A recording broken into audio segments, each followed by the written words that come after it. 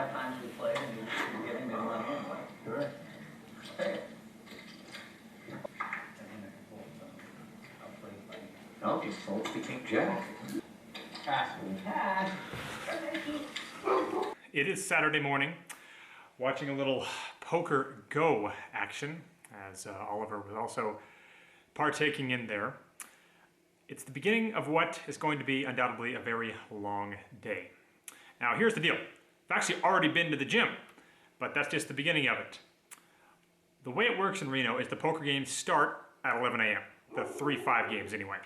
They start at 11 a.m. and if you're not in there at 11 a.m., you're probably not going to be able to play for quite some time. I am working today, even though it's a Saturday. I'm anchoring the evening shows on KOLO News Now. So we have a 5 o'clock show, a 6:30 show, and an 11 o'clock show. I am going to be anchoring all of these shows. So I'm working 2:30 to 11:30. But I'm still going to play a little bit beforehand.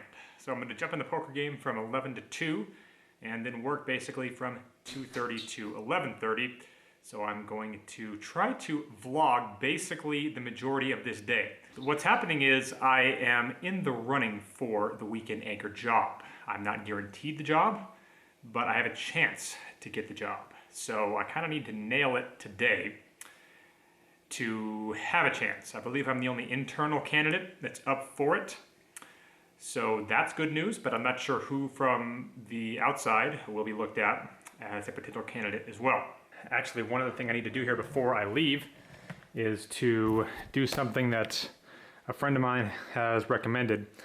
The old anchor at KOLO News Now is a name that some of you that live in Vegas might be familiar with. As I switch over from this Poker Go show to DirecTV, I'm talking about a guy named Dave Lawrence. If you live in Vegas and you used to watch Fox 5 News, then he's a name that you'll know. He used to be a reporter / anchor there before coming up here to Reno. He would always say, as much as it's not fun, watch yourself. That's how it gets better. But I am going to record the 11 o'clock show, which is the one that I actually have to produce as well. So I'm going to record that to then be able to watch back tomorrow morning. As much as I kind of hate watching myself, it's definitely a beneficial thing to do for sure. So with that said, let's get this day started.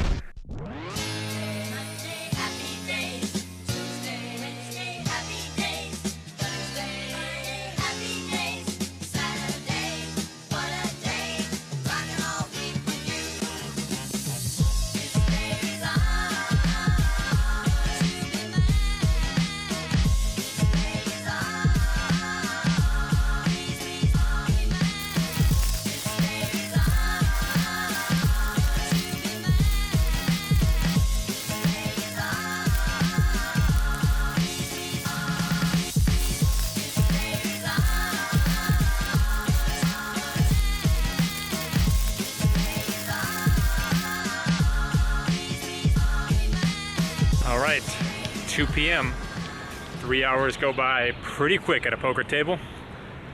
Did not have a particularly good game and did not run particularly well either. So booking a loss and heading to work. A few hands though to discuss coming up here momentarily.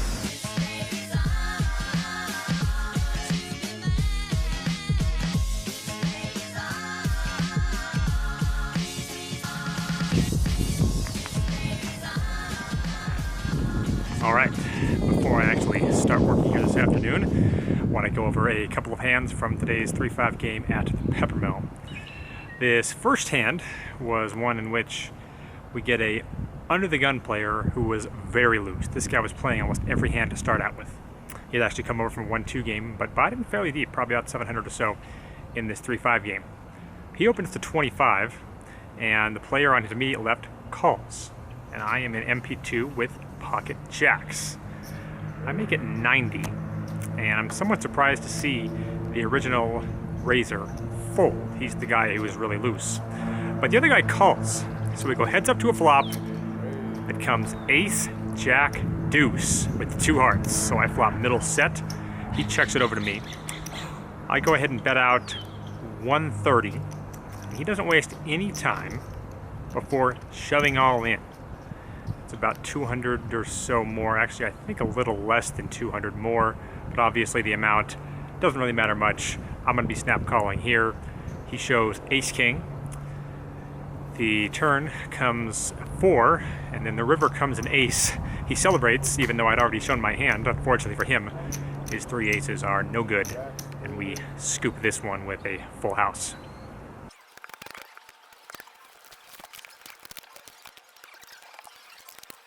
A few hands later, the same loose guy that I'm telling you about opens to 25. He gets 1 call, and I'm on the button, pocket kings. I go ahead and make it 100, and now this guy who I'm telling you about, who does not like to fold too many hands, he makes the call.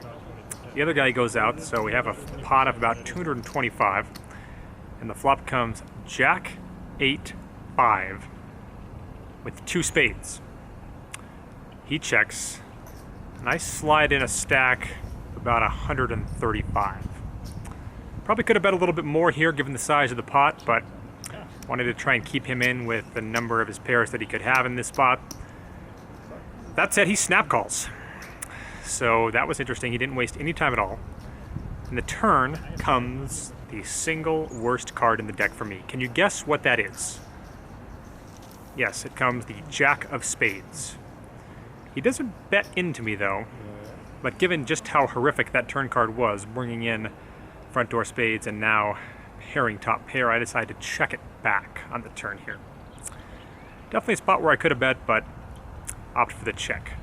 The river comes another terrible card for me. It comes an 8. So now we got a board of Jack, Jack, 8, 8, 5, and now he bets 250. I'm getting a decent price to call here, but I just don't see what he can have.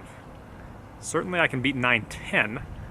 I don't see him turning too many pairs into bluffs here. If he did have a hand, though, like pocket sevens, he's now been counterfeited, but I mean, it's going to be optimistic for me to have him have one of those hands here too often. It just feels like there's going to be so many flushes and so many jacks that he would have here, given the fact that he snap called the flop. So I thought about it for a while. Ultimately, I ended up folding. He went into that speech saying, "Thank you for folding," and oh, I'm so glad you didn't call me. But of course, he didn't actually show the freaking hand. So I kind of get the sense that when guys do that, that they really wanted the call. He's one of these guys who talks a big game but doesn't really show too many bluffs, tries to make himself sound like a wild and crazy maniac, but ultimately when you really watch him play, he's not really that guy. So, not really sure if I made the best decision there or not.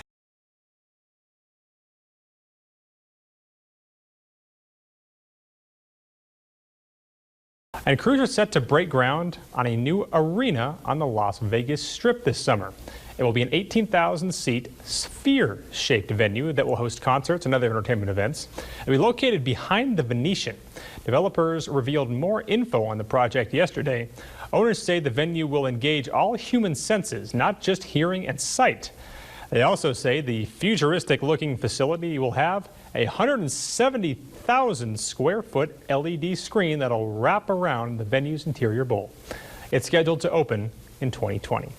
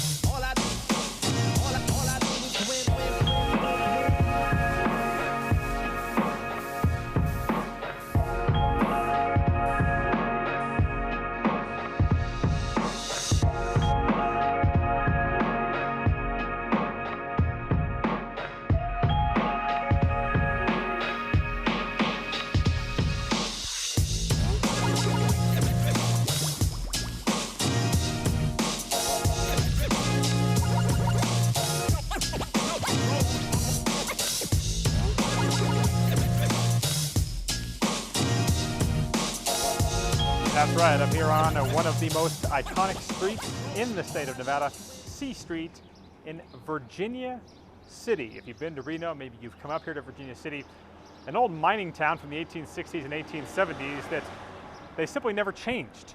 It's basically remained the same ever since, at least in this part of town, and it is awesome. Every store along this place is worth seeing, especially the one that you can see over my shoulder here, the Bucket of Blood Saloon. I'm hoping to do an actual Silver State Sights, a whole piece on that saloon for the show, if they'll have me. But I definitely wanted to take the opportunity to show you a little bit around Virginia City because it's definitely worth seeing. There's some underground mines you can go into. There's other saloons. There's the Suicide Table, which I'll probably have to get into this vlog here at some point. That's always cool. There's the Way It Was Museum. Plenty of other stuff around here that is worth seeing. But while I wanted to take a minute to get just a couple of viewer comments in, you can always submit them either below or on Twitter at Ben Deach or Instagram at Ben Deach. Give me a follow there if you haven't already. My Instagram account in particular, I'm making really poker central. So that's really the place to go. I'm not really posting about too much other stuff. It's poker heavy. So if you want that, that's where you'll find it, at Ben Deach on Instagram. The first comment comes from the Flying White Indian. Interesting choice of name there. And he simply asks, camera is so clear, can I ask what model it is? Great vlog, by the way. Yeah, I think I said this wrong at the end of the vlog where I introduced it. The Sony RX100 Mark V is my camera. I think I may have said Mark IV at the end, so I shortchanged it by a mark. So that camera's been very cool. The only downside to it is the lack of wind protection. I need to buy a mini wind screen to put on top of it because the microphones are very sensitive on the top of the camera when there is wind blowing. Travis writes in and he says, Ben, enjoy the vlog. The B-roll of Reno is awesome. Keep showing your town off. I miss Reno. Well, if Travis used to live here, they might miss him too. And then Mike writes in and he says, question, Ben, why is it that some players specifically don't like losing to us, in parentheses, you? I'm curious. I have a couple of guys that hate to lose to me, and some think it's personal. Your thoughts? I did say that in one vlog, but that's actually pretty specific to this one player who played a hand in a way that wasn't really that bad, as others pointed out, but I pointed him out as a huge fish, and I would say that he is, but he's just a guy who pretty much every poker player in Reno hates. That's like the one thing that every poker player in town agrees on, is that this guy's an idiot. He really comes after me hard with weak hands. And unfortunately for me, he's been running like God against me, constantly getting there in spots where I have the mathematical edge quite often, so that's been aggravating. But for the most part, I've had a lot of players tell me, Ben, if I have to lose to someone, I'd like it to be to you. And when I hear that, hard to find a bigger compliment in poker. You know, guys who know that they're probably going to lose to me in the long term, and if they have to lose to someone, they'd rather have it be me. I've gotten that a number of times because I always try to be nice to everyone at the poker table. But before I wrap up this edition of the vlog, you know what I have to mention. Okay. How about those Golden Knights?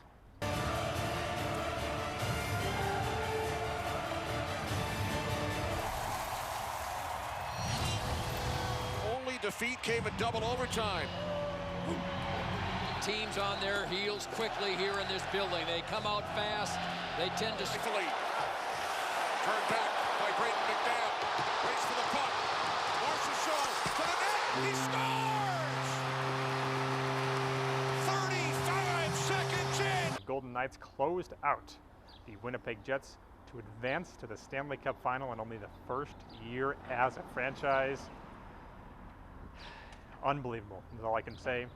For those of you that are just new to the vlog, I have been a Golden Knights fan 2 years before they were ever even officially a team. Once they announced a team was coming, I had made the decision, I'm no longer going to be a San Jose Sharks fan. I'm going to be a Vegas Golden Knights fan, in that case just the Vegas team fan, because we didn't even know the name yet. And who would have thought this would go so well so soon? It's been one of the most fun experiences I've ever had as a sports fan, and I can't wait to see it continue starting on Monday the 28th. So that's going to be fantastic. I'll talk about that here on the next vlog as well. But for all of those of you that are with me on this Golden Knights bandwagon, it's good to have you. It's going to be awesome. So that'll wrap things up for this edition of the vlog. Don't forget to hit the thumbs up button. If you have not subscribed already, please do me a favor and do so. We've gotten a lot of views on this vlog, not as many subscriptions, so it really mean a lot to me if you guys could subscribe to this particular vlog and follow me on Instagram at Ben Deach. I'll see you next time. We'll get out of the way here. Hey, I'd like you guys to know that you're blocking the sidewalk. You're pieces of shit. Will you put this on your camera? Yeah, we got it. I got it. Thank you. You're blocking the sidewalk, you yuppie scum motherfuckers. Have a nice day. Thank you, sir. We got it. Oh, okay. You and your fucking cameras. Fuck you. Fuck you. I think that was it, you.